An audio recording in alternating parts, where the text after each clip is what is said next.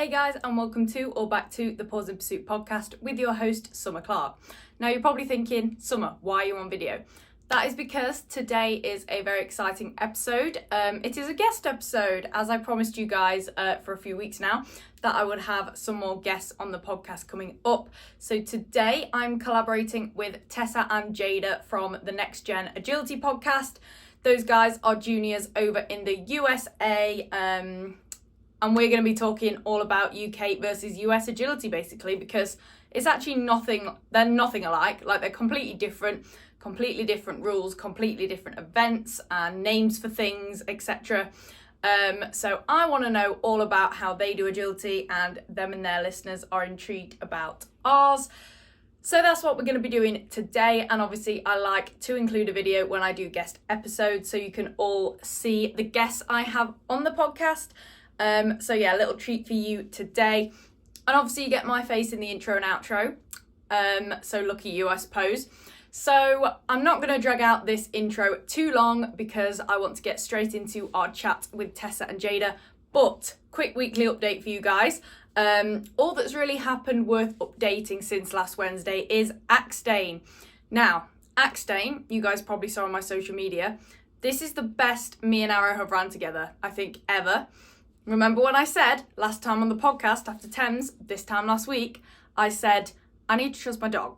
So from now on, I was going to go in, I was going to trust my dog, trust our skills, trust our training, and just think about my handling mainly and where I am on the course. Well, guys, I did just that.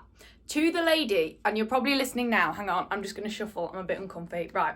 To the lady who came up to me on Saturday and said, trust your dog, before my Champ Agility run. Thank you.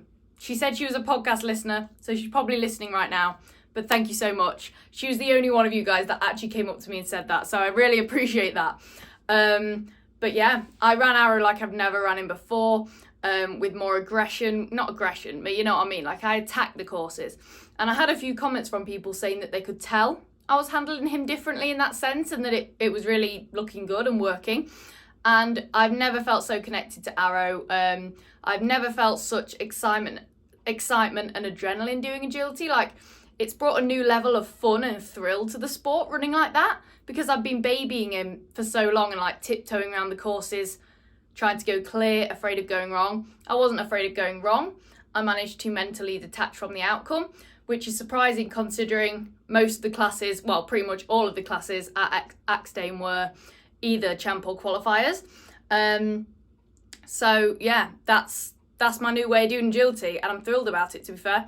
And I don't usually give myself and my handling much credit. I'm quite competitive with myself, you know, always pushing to be better, never quite good enough.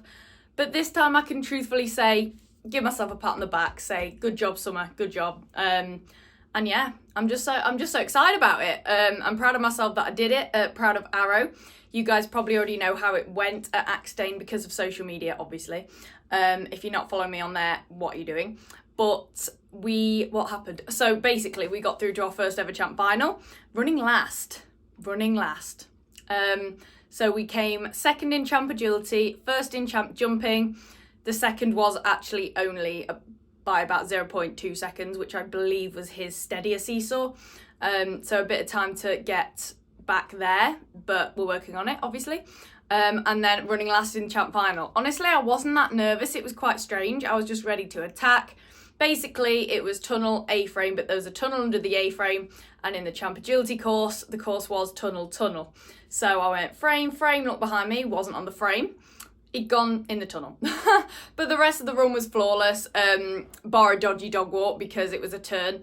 But like I've said before, I'm not teaching dog walk turns because you don't see him that often, except this weekend. And it started to ruin his straight exits, which took long enough to get sorted. So yeah, that I'm just gonna have to deal with that when we get turns. But he was amazing, so consistent. All clears but 2 over the weekend. And then what else did we do? We qualified for the Olympia, in quotation marks, semis, which is so exciting. Olympia is on my bucket list, like actually competing at Olympia, which is now not called Olympia, but you all know what I mean, London International Horse Show. That's on my agility bucket list for like long term. And we're one step closer. because we won that qualifier. So that's so exciting. The course was by Sam Lane. It was phenomenal. Wow, it was so fun. And then we also won the Crufts ABC qualifier, which is for points, obviously.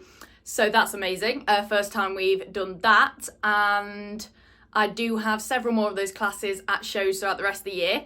So we're going to attack them as we're doing and hope to get places and points in those.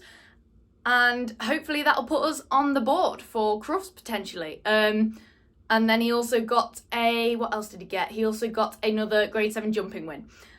So yeah, literally best weekend for so long. And no poles, because the JDA equipment is heavier, isn't it?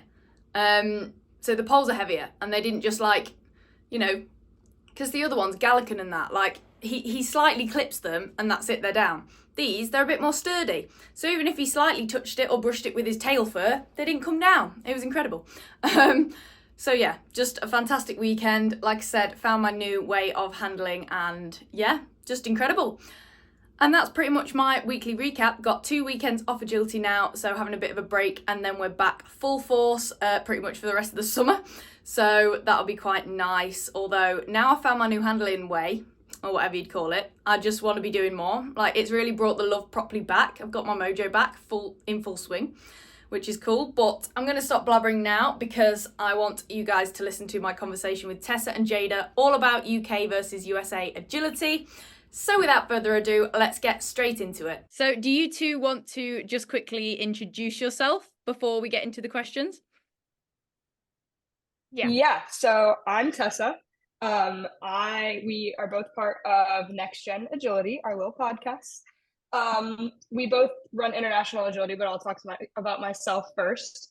I'm currently running 2 dogs. I have my more experienced dog, Molina, and then my border collie, Marvel, who I'm finally excited to get back and start bringing up. Hopefully we get over this injury quickly. But yeah, Lita's my first dog. We've been on WAO, the junior team. And then Marvel has not been on any teams yet, but I'm excited to hopefully see what we have upcoming in this new year. And then I also have a puppy that I adore very, very much named Merritt. She's so cute. I'm Jada. I am 17 and I live in Florida. I have 2 border collies currently that I'm training. So I have Zula. She is my main competing border collie at the time. We are on the EO and Junior World Championships team this year. So it'll be my 3rd time at the Junior World Championships for the US and my 2nd time at EO for the US. And then I also have my border collie puppy, Avocado. He's 11 months old, so he's kind of the up-and-coming dog. Everyone has puppies. It's making me so jealous. I need a puppy. Especially a border collie. Awesome. Well, we've got lots of questions. My listeners are very confused and very interested about how it works over there. So the first question then is, what is the US equivalent of grades? How do you progress through them, and what are cues and titles? Yeah, so agility here, there's a bunch of different paths of agility here. So we have the main organization we have over here is the American Kennel Club, and they have their own levels. So they have novice, open, excellent, and master. So those are their levels, and you have to get so many cues or clean runs basically to progress through the levels. And once you progress through the levels, you get titles, which are basically just like letters on your dog's registered name, and that just signifies that you made it to the next level. So we have that, but they also have a program that's called ISC, and this is a new program that's been really vamped up the last couple of years and have really been helping our overseas teams progress internationally. But it's basically most of the courses are FCI designed, so we are able to compete on the European style courses, which are a little bit different than our traditional AKC style courses. And then Tessa, do you want to explain a little bit about UKI, which is our other main organization over here that we compete in? Yeah, so UKI is becoming more popular. I'd say it wasn't as popular, and then now this is why Jada and I took different sides of this, because she's more the AKC person and I'm more the UKI person. Oh, okay, makes sense. Yeah, so you can kind of pick and choose, which we're very grateful for. It's dependent on how saturated your area is with the different venues. I have a lot more UKI. Jada has quite a bit more AKC than I do. But with a bit of traveling, you can kind of go anywhere and get both of the venues. Mm-hmm. But with UKI, there are different levels, but UKI is split within a speed stakes program and a international program. So speed stakes is jumps and tunnels, super fast, super fun. But similar to how you level up basically everywhere, but also in AKC, you have to get certain cues, and so cues are clean runs, but you get certain amount of points based on what placement you have. So for example, first place is 6 points, and then it goes down the list with the lower places being less points. Mm-hmm. You have to earn a certain amount of points. So for example, like beginner is like 12 points, and then they start to rack up more and more points. So you can earn your titles through that way. Mm-hmm. And then the international program is similar to the speed stakes program, but you have to earn your international points within the different classes. So for example, one of them is games, and then it's it's very similar to WAO if you know the WAO structure. So it's games is one of them, so snooker, gamblers, and then we have agility and jumping. So you have to earn certain points throughout all of those classes to be able to level up. So you have to make sure that your dog cannot just do, for example, they can't just do games. They have to be able to do all the different venues. So through the different levels, you basically level up very similar to what Jada said in AKC, but we have a point system instead of just qualifying scores. Ah, okay. So your speed stakes, it sounds a lot like our steeplechase. So it's literally jumps and tunnels in like a circle, isn't it? I love it. Yes, exactly. It's so easy. Yeah, yeah. Well, it's super great for young yeah. dogs too. Yeah, the dogs love it, especially the fast ones. Mm-hmm. So cues is what we call clear rounds then. So it's just a clear round with no faults, and then you get points depending on where you place. Well, so there's a little bit of a side to that. So in the novice levels, you can get cues with in novice levels, you can have a certain amount of faults and still progress through the level. So at the lower levels, Q doesn't necessarily mean a clean run, but once you get to the master levels and stuff, you have to go clean to kind of need Q. that. Oh, I see. Okay. I've always wondered what those meant, and titles, well, I've never understood, but okay, cool. So then what is the US equivalent of champ and winning a ticket? So that's huge over here. Like that's really the pinnacle of agility. Like that's all we really want to do. Like that's the end goal when we move up the grades, if that makes sense. So do you have your version of that? I'm going to be completely honest. I don't really know what champ and tickets are. So I know a little bit more, just because I feel like I have a lot of friends in the UK that I talk to pretty frequently. I would say we don't necessarily have an equivalent, because your champ tickets are basically like, these are your hardest courses. Like you have to win the hardest course. It's winning, right? To get your champ ticket, you have to win you have to win the final. So I'd say our most similar thing in UKI is probably buys. So for example, like if you won like a cup or something, this is a good example for like you, Jada. Yeah, if you won like a cup, which is basically like a regional, like pretty big event for UKI, you get a buy into certain finals at the US Open, which is our like national event. But honestly, outside of that, I don't really think we have an equivalent. And in AKC, I'm not sure that we do it all, because it's basically you get your double Qs, which is 2 clear rounds in one day, agility and jumping in masters.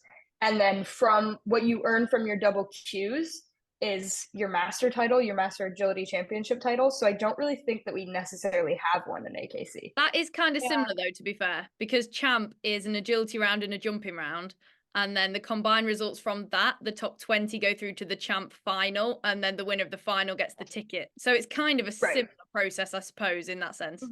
So what does the ticket earn you? I need a little clarification before I can answer fully. So basically, if you get a champ ticket, you want 3 champ tickets and your dog becomes an agility champion, basically. Okay. Yeah, and also, if you win 1 champ ticket, you automatically qualify for champ at Crufts, which is a class at Crufts.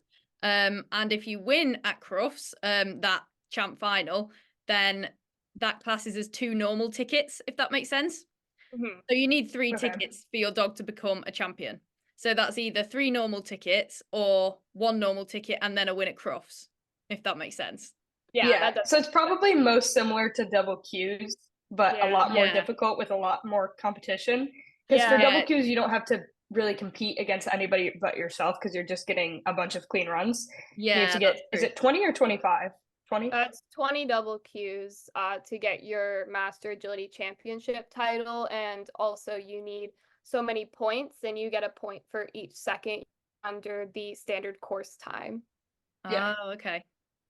Yeah, it almost seems impossible to get champ in the UK, even, to be fair. It's so competitive.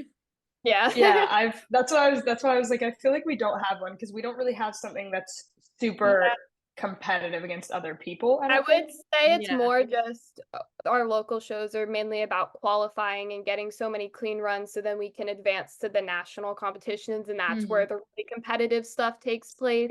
More I would say the same level. See, here you're pretty much competitive from the very start. Like, you have to beat up to get a grade, so it's kind of brutal. So so the next question is, how does a dog become an agility champion in the US? So we've kind of already talked about that, but it's the Masters title then, isn't it, really? So there's the AKC has the Masters Agility Championship title, and then they also have another title, which is the NAC title, which is basically our nationals. Zula won the nationals this year, so she gets a title added to her name, which is basically National Agility Champion, and that's you have to progress through at the nationals and win the finals, and then you get that championship type title in front of your name as well. So that's more of it depends on other people's results rather than the Masters Agility Champion is strictly just on how many clean runs you obtain.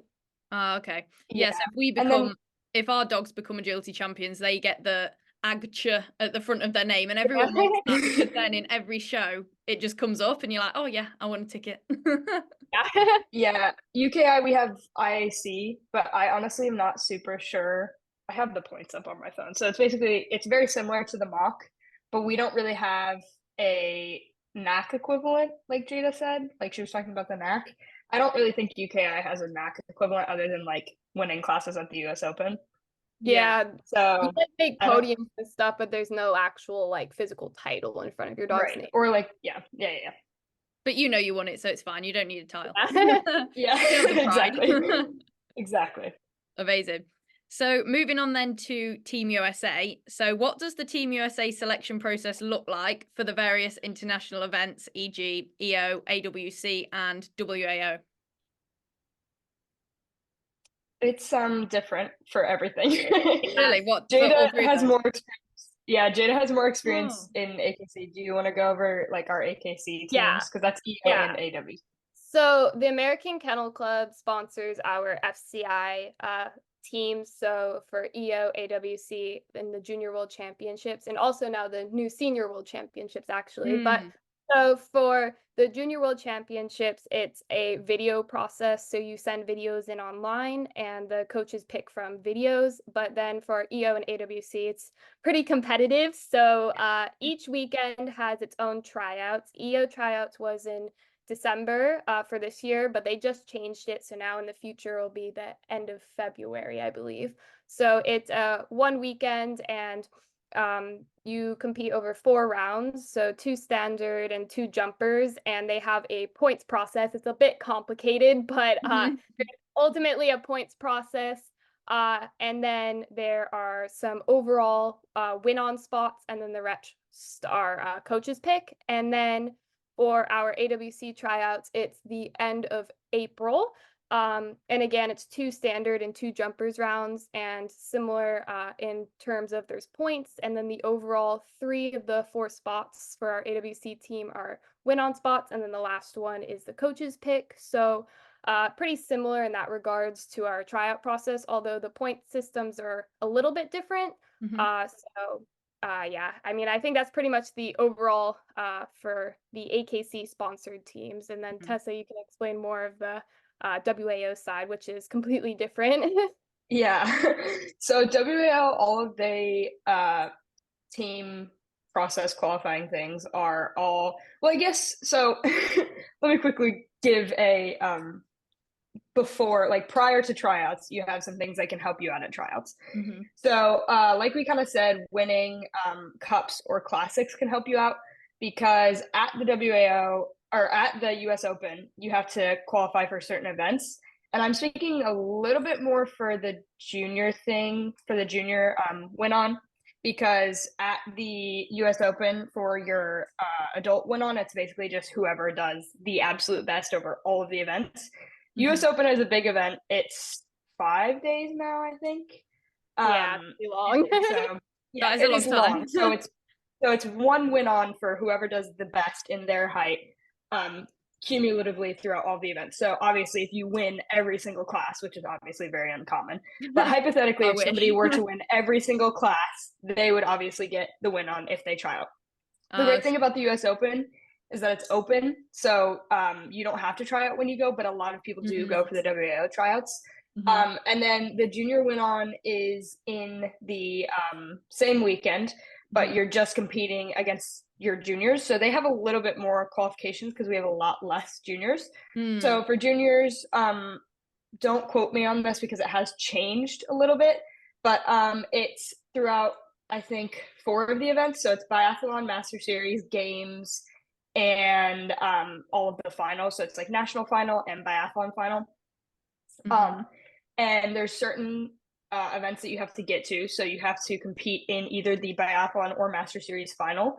And then it's also a point system. So whoever gets, is it lowest points, Jada? I actually don't know. It's either lowest or highest. Okay. But we don't know. But so whoever does the best in the specific classes that the points are achieved from basically gets the win on.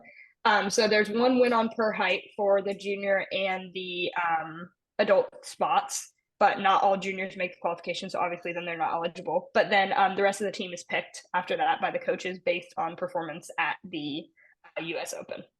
Okay. Yeah, So there's more win-ons for EO and AWC then, and then so for EO we have 2 win-on spots, and then the other 6 are coaches pick, and then for AWC we have 3 win-on spots, and then the 1 coaches pick. And I just wanted to clarify quickly that for EO and AWC there are qualifications that you need to meet from local trials to be able to attend those tryouts. So you have to get many runs from local shows to be able to attend those tryouts, versus US Open is a much bigger turnout because you have a lot of younger dogs that since it's an open event, there's a lot more younger dogs and stuff that try out that might not meet the qualifications for the other teams yet. So the WAO process is usually a lot bigger because of that.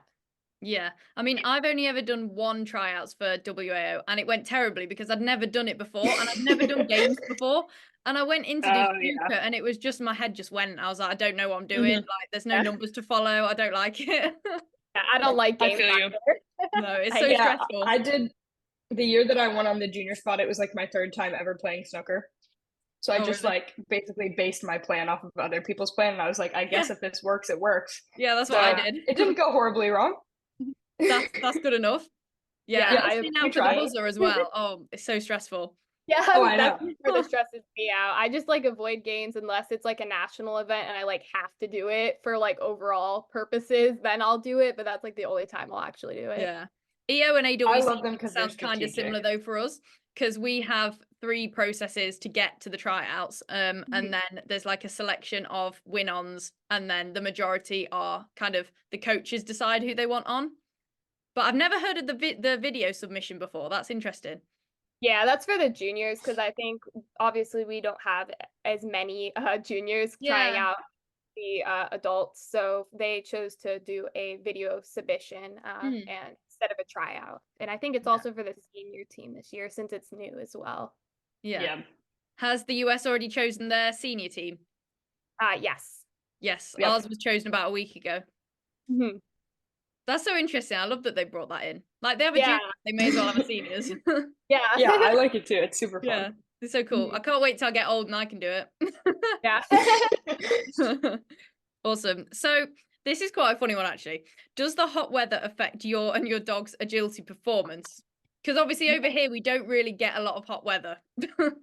Yeah, I mean, I live in Florida, so it's Yeah. hot and brutal over here most of the time. Yeah, I But can imagine. I'd say for the summertime when it's really hot, we really just don't. I have an outdoor field that I train on, and I train on it for maybe 20 minutes in that like little gap right when the sun's going down, and it's like Yeah. just bearable. But pretty much besides that, we just trial and show indoors during summer, and we really only have outdoor trials during the winter and springtime for Oh, Florida wow, versus okay. yeah, so versus it doesn't snow down here, so our outdoor Mm. trials are a lot during the winter versus in other places of the country it's usually the opposite. They have Yeah, their it's the outdoor opposite, yeah. summer and so yeah, it's kind of opposite down here because it just gets so hot and we don't have snow, so that's our nice time of the year. That's a good idea, actually, Yeah. I live in Virginia, so I have a full 4 seasons. And ours is very just dependent on like the year, to be honest. So like for example, I have some other agility friends coming to visit next week, and they sent me a picture of the weather and they were like, why is it gonna be like 95 and 98 degrees? Like aren't you supposed to have like more mild seasons? But I have like a full, like my fall is definitely fall. My winter is definitely winter. Like we get snow, we'll have like sometimes negative degrees. Summer gets up to like 97 a lot of days, pretty consistently. And then spring is just rain. It is a lot of rain. So yeah, it's, you kind of just have to base it on whatever the weather's doing that day. Yeah, it's not But consistent, is ours it? is, yeah, ours is very like, you just see how it goes. We have a lot of covered arenas around me. So it's like a barn. Some people have fans in them, but it's like a horse barn basically.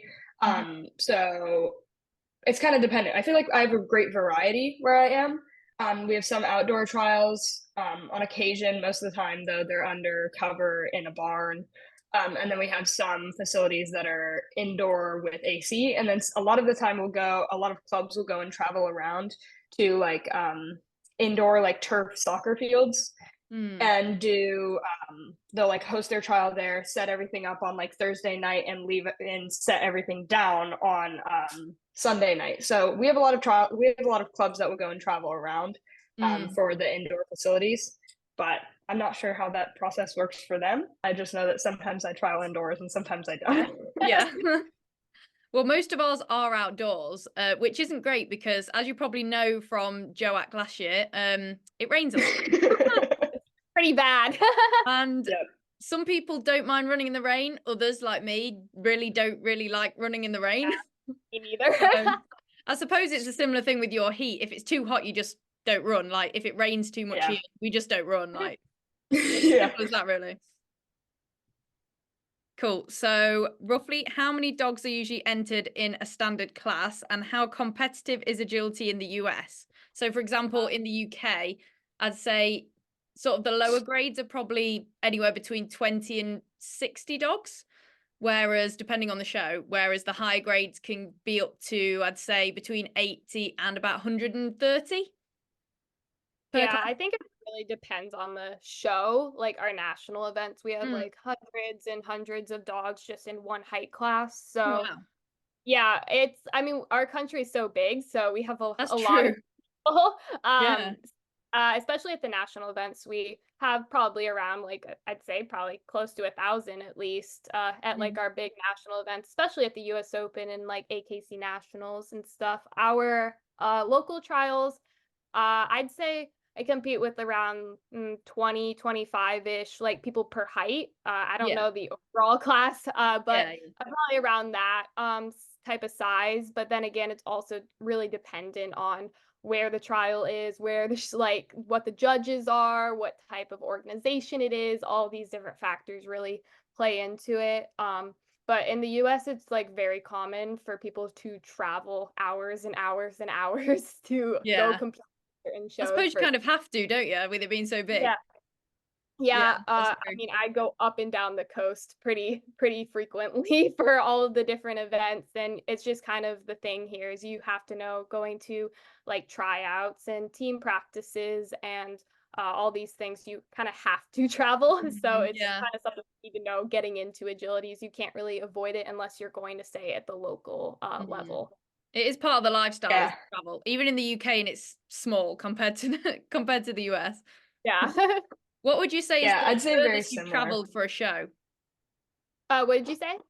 What is the furthest you've traveled for a show, would you say, within the US, obviously not abroad? I mean, I fly pretty frequently with my dog to attend certain shows. Yeah, I have a lot of flying miles, I'd say. Especially for things like tryouts and nationals. I think it's pretty frequent for a lot of people, especially if they live on the West Coast. I'd say a majority of agility is on the East Coast, so Tessa and I are lucky in that regard. But I think it's pretty frequent to fly for a lot of shows, or driving. Just, I know people drive from the top of the country to the bottom of the country for shows like US Open. They drive like 8 hours. Oh wow. And, yeah, it's part of it. Yeah, the commitment. Yeah, I just recently took a trip for I had like a week during my spring break, my school spring break, and I went to the Invitational, which is about 12 hours for me. That was in Chicago area, so in Illinois in the Midwest. And then I went straight down to Miami, and I had a puppy and Lena and my mother was traveling with me. So we drove 12 hours to Chicago, and then had to be the Invitational ended on Monday, and we had to be down in Miami on Wednesday evening. So I drove 12 hours to Chicago, and then from Chicago drove 22 hours to Miami, and then back up the day that the event ended in Miami. Wow. Which you was another 15, 16 hours. Wow. Yeah, luckily I was not the one driving. I felt very grateful for my mother in that moment. Yeah. But, my mom's agility taxi too. Yeah. Travel is definitely not uncommon for us. I feel like a lot of us, like, for a weekend show, if it's like a cup or a classic or something that we really want to compete in, for example, like ISC cups are becoming a lot more common. And for me, those are like 6 hours down in North Carolina. So I'll do that for like a weekend show. And that's not a big, like, that's a pretty short distance. It's not short, but it's like definitely doable in a weekend. Yeah. I mean, I drive up from the North Carolina shows and it's 11 hours for me, but it's just like, it's worth it. It's worth it. Yeah, it's worth it. I think the longest I've driven to a show is 4 hours in one go. Doesn't really get much more than that. That's like, wow, that's a really close show. Like, I might just I would have been like, of course I'll go to that. Yeah, not even a thought. My closest show is a 12-minute drive, actually. It's great. Yeah, I'm lucky to live 20 minutes from a really nice indoor facility, so I do get lucky with that. That is an uncommon experience. Jada does have a very nice location. That's very uncommon. Like, my closest facilities are at least an hour and a half, probably, for like each show. Occasionally there's one that is 15 minutes away, but I think they've stopped doing it. And it's an indoor, like, soccer area that one club will eventually, every once in a while, they'll travel to set all their stuff up, and then they take it down. But that's the only thing that's ever been like super close to me. Yeah, I guess ratty paws. Typical, they're stopping it and it's your local. Yeah, I know, exactly. How rude. So what does a typical US course look like as opposed to a European one? So for example, for us, you get like the standard British course, which is kind of a bit more boxy, you know, a bit less flowing. But then obviously the European courses are more open and, you know, bigger, and they flow a bit more. There's more distance between obstacles. What would you say an American course is like, if you have that equivalent?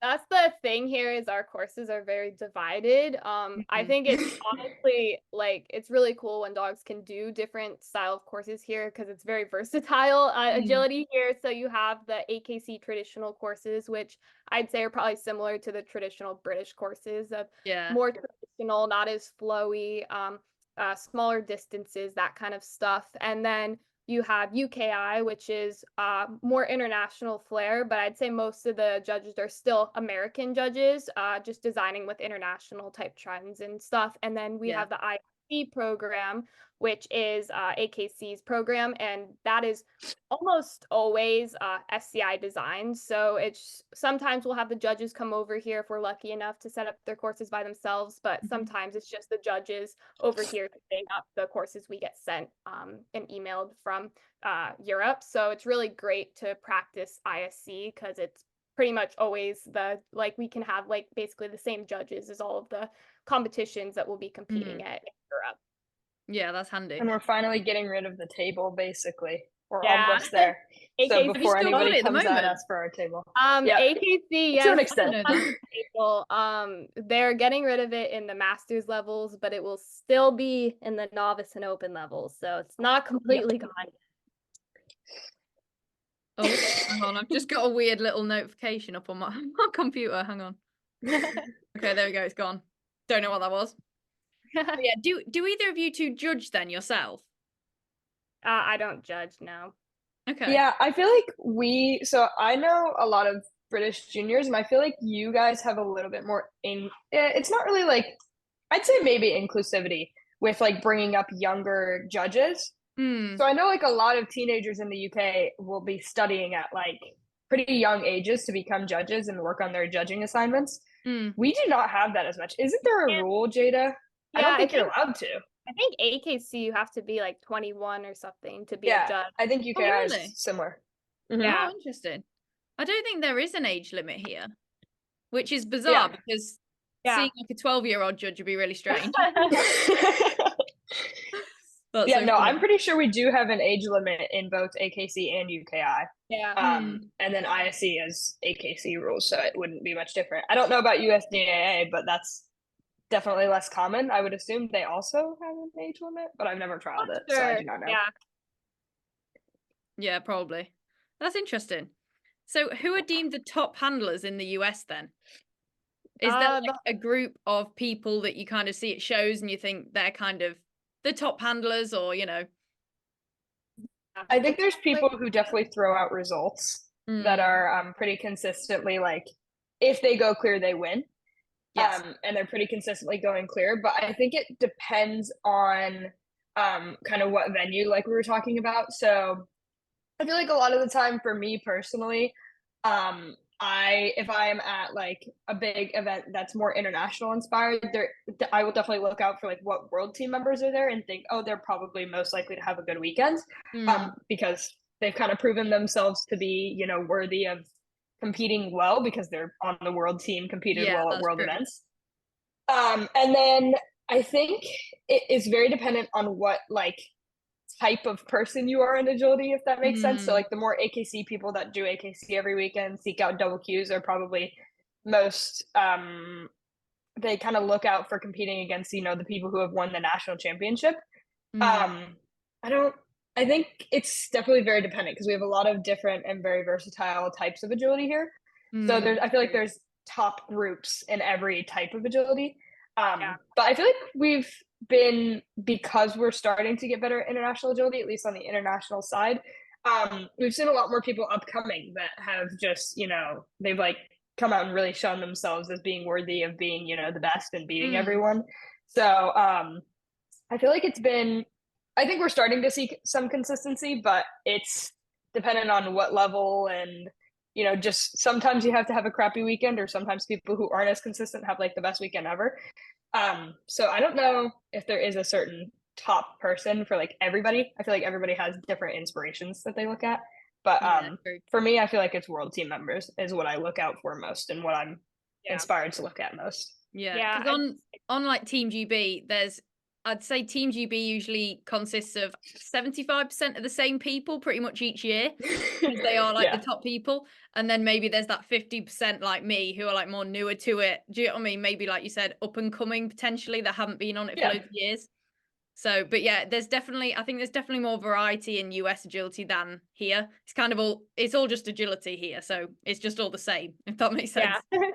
Yeah, we have so many people here too. So again, we have so many different types of agility. We have so many people in agility. Our country is big. So you could even have people that have certain top handlers they look up to on the West Coast, and then maybe some are different over on the East Coast, or maybe in the Midwest. That's a good point. There's so many different types of agility places to do agility and all of that. I'd say, pretty much everyone that's been consistently making the world teams. I really like that the US has been getting a lot better thanks to ISC. I think most people would contribute their success to the up and coming ISC program overseas now, because we've been actually getting a lot of medals over in Europe now, which is definitely a big thing for us because we're getting better versus when we didn't have the ISC program. we struggled a lot when we were just doing pretty traditional AKC courses to switching over to Europe agility. It's kind of hard to just be able to train that and then be expected to do that in Europe. So it's nice to actually be able to compete on those courses regularly now. Yeah, I guess it kind of be impossible in such a big country to be the best handler. Yeah. It's a lot to ask. So is there a US equivalent of the UK's Young Kennel Club? So a club or an organisation purely for junior handlers? We don't have an organization per se, but the AKC has a junior program. So they obviously sponsor the Junior World Championships team. And then they also have another event in December called the Junior Invitational. And that's another event designed purely for juniors. So they also have certain awards that they give out during the year and scholarships and such for kind of recognizing the top juniors. But we don't have per se a full organization for it. How do scholarships work in it then? So they really track like the points throughout the year of like throughout the country. I don't know what the qualifying year is again, I forget, but they track the points at local shows and then add it up. And then I know they also give out certain like awards and stuff at the junior event in the Junior Invitational. Because we don't even do scholarships in anything over here. So I did to think that agility does that is really cool. Because I thought it was usually for like things people study at university or something. That's really cool. Yeah. So is there a US equivalent of the UK's Crufts then? We touched on Crufts earlier. I'm gonna guess, is it the US Open? It's kind of hard. We have a lot of big events over here, but I wouldn't say anything's like Crufts. I'd say US Open is a pretty big event, but it's only agility, so different from Crufts in that sense. We have the AKC National Championships in Orlando, and we have the Westminster Kennel Club does a big event in New York City. So those are two events where we have a bunch of different styles of, we have agility, obedience, conformation, all the different events at the same place. So I'd say it's similar to those events there, but it's kind of hard to pick an exact event because agility is so different, and we don't really have anything, I'd say, like Crufts. I don't know. What do you think, Tessa? Yeah, I would say for like whole event wise, I'd say the Invitational is probably the most like it, but Crufts is definitely, we don't have anything that's similar. I'd say our Westminster tries to be the most like Crufts, where it's very like televised and you have to, you know, work your way through the rounds, and then the final is like super televised. But that's just the one like Westminster like final. And then at the US Open, there's junior awards. So it's whoever's the most consistent, basically, throughout the whole weekend of the US Open and beats the most people. That's kind of how it's a point system, once again. But that's how most people, I feel like if you're at the US Open and you're a junior and you're looking to win something for juniors, they do have a junior award, and there's some pretty cool prizes for that. Nothing like winning like a tunnel or anything, which I'm still jealous that you guys get to win things like that sometimes. Honestly, I'm yet to win a tunnel, but yeah, it's great. that would be my goal. See, that would be my goal if I lived there. I'd be like, I'm gonna get a tunnel at one of these big events. Yeah, I don't care what event it is, I just want one. Yeah, I just want to win a tunnel. That would be like my main goal. But you know, we have some prizes from that, but I would say there's nothing like Crufts, especially not YKC Crufts. Westminster, I'd say, is the most like Crufts as a whole, but definitely not. It has no emphasis on juniors at Westminster. Well, they have show like confirmation show that's juniors, I'm pretty sure, but there's not any agility that's like that. Yeah, no. I mean, to be fair, I suppose Crufts like originated as a more of a breed showing thing anyway. And agility is kind of just a branch off of that. So I suppose it's not really quite the same. Is agility training a popular career path in the US? So do a lot of people who do agility kind of go into teaching full time as a living? Yeah, I would say there's quite a bit of people that do teaching full time and in their own facilities, especially like we've been saying, the agility here, our country is so big. So there's a lot of places to open facilities. Very true. To reach new people that don't have agility in their areas. But I'd say, yeah, it's pretty high up on the like all of the people that are really successful, a lot of them do teaching as a full-time. Yeah. There's also a lot of people that I feel like do it part-time as well, to be honest. Yeah. Like a lot of people do like either an online job or they have like a regular job and then they'll go teach in the evenings or something. I know a lot of people that do that as well. Yeah, that's quite popular here as well. Like people have I won't say normal, not that agility is not normal, but like say a 9 to 5 or something, and then they'll go to a venue in the evening and teach like 6 to 8 or something like that. Yeah, I know a lot of people that do that. Yeah. And especially I think what's getting more popular is like juniors doing it. So if their parents have equipment and a venue, they'll do that. Yeah. So if their parents have the venue, they'll sort of start holding classes themselves in the evening after like school or something like that. Yeah. So it's quite popular here as well. I think more people are thinking, oh, actually, I could do this as a job. And it's, why wouldn't you? If it's your hobby, you could turn it into a job. Yeah. Yeah, I teach at the facility 20 minutes away from me once a week. I have 3 classes now this session, and it's a really good experience to kind of it's a bit different, not only doing agility, but then teaching other people how to do agility. But it's a great experience to learn how to communicate not only with your dog in agility, but then also to other people to then communicate to their dog. Yeah. It's more training the people than the dogs, isn't it? Yeah, it really is. 100%. Yeah, we've been bonding over trying to figure that out because we're both very, very new to it. So we'll be like, I'm teaching this weekend, and then I'll be like, okay, how'd yours go, or something like that. And we're always like, I don't know how to tell these people what to do. It's hard. Like I just want to train their dog for them. So it's definitely an interesting and fun experience. Yeah. I've only done one training day, and it was a similar thing. Like I was like, they're all adults for a start, and I feel, well, I'm an adult, but you know what I mean. They're like double my age, and I was like, I feel bad telling them what to do. But no, it's good fun. It's good fun, and it's satisfying when you tell them something, they do it, it works. And it works. Like I knew it. My goal is to eventually do it full time, but here it's quite hard to find places to do it, like land and stuff. So it's just a case of finding that. But no, it's a lot of fun. Yeah. So who is the main equipment supplier in the US then? This is a very strange question, I suppose, but I think here in the UK, we've got a dilemma where at every show is a different supplier. So you've got like First Contact, Gallican, all the different, there's probably about 6 different ones. And all the equipment feels different for the dogs, like the contacts. So for example, Arrow, my spaniel, he much prefers a certain seesaw over another. And there's one kind of seesaw and it's a little bit lighter. So it feels different for him and that worries him. So he never quite, he never quite performs the same over that equipment than another. So what's that situation like in America? We have quite a bit of American suppliers. We have Clip and Go, Mad Agility, and Max 200, I think are the main ones.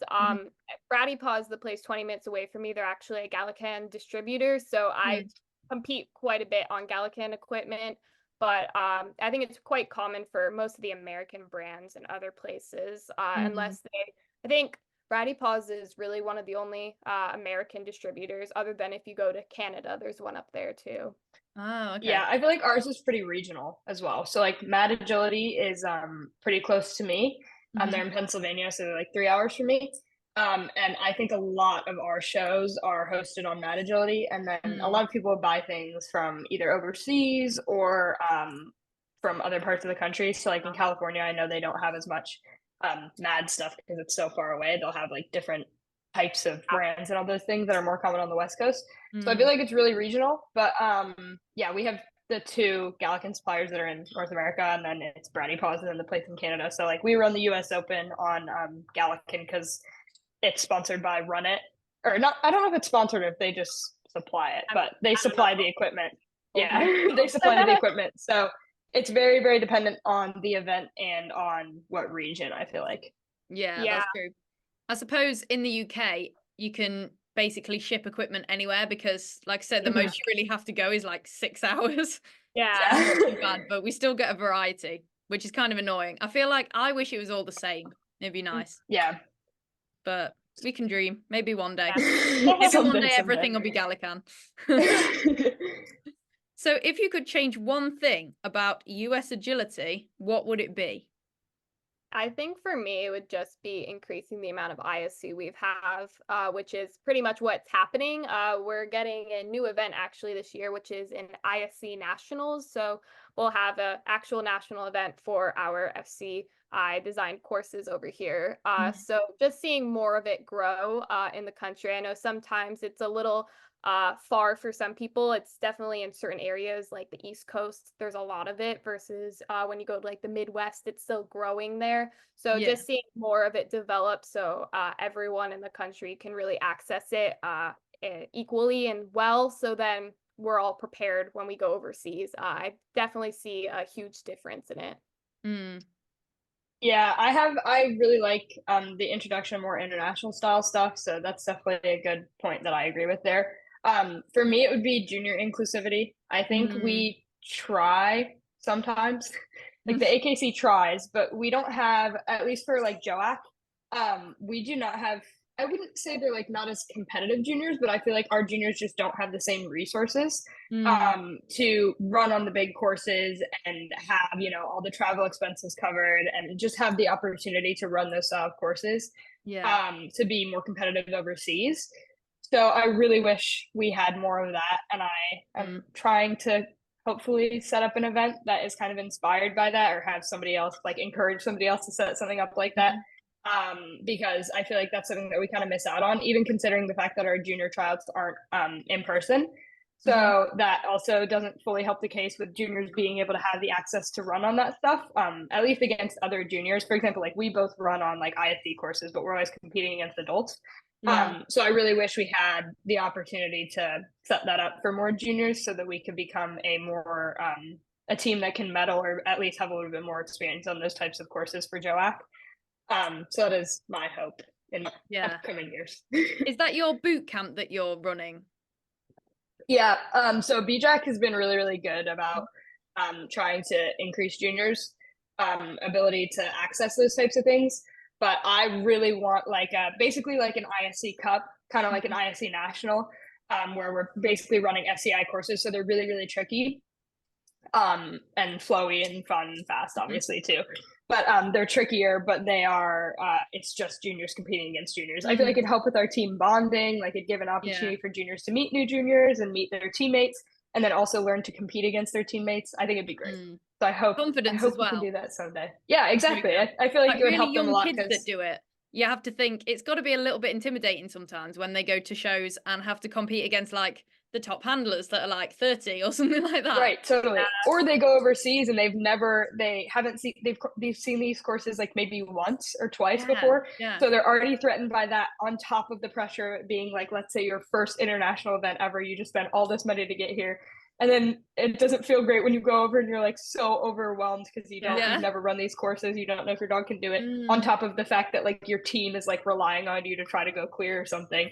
So I feel like it'd be beneficial to have that kind of pressure put on them in a more like, in a not as, you know, expensive situation, because then you feel like you're like letting yourself down, I feel like, for getting over there and maybe not living up to your hopes and dreams, which it happens, but I feel like it'd be great if we could help prepare in the best way.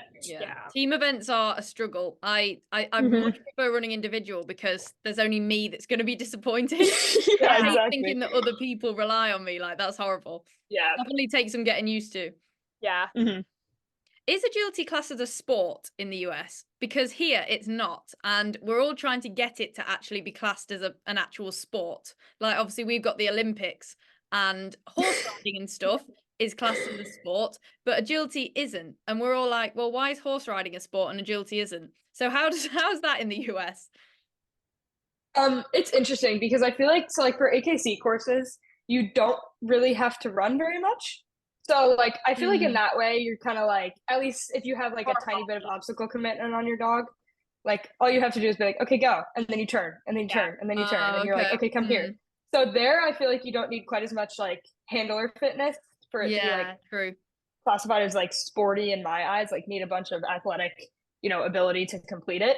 Whereas like if you're in the US Open finals, you better be able to run to get your plan done, because that ring, I don't even know. Do you know what size that ring is? All I know is it's huge. The US Open is probably the biggest rings I've seen in agility. Yeah, the finals ring is insane. Like if you cannot run during that, you're gonna be so out of breath and not be able to get anywhere. So like in that way, if every course was like that, I feel like we would be more inclined to, call it a sport. But I think a lot of people still do. I feel like a lot of courses that people train right now are rely quite a bit on handler fitness and handlers' ability to get there. But I feel like for like a classic AKC course, I would not consider it sporty. I don't know what other people consider it, but for me myself, at least for my border collie, like my border collie, I literally just have to be like, okay, go tunnel, come here, come here, come here, and then I'm like, oh, we're done.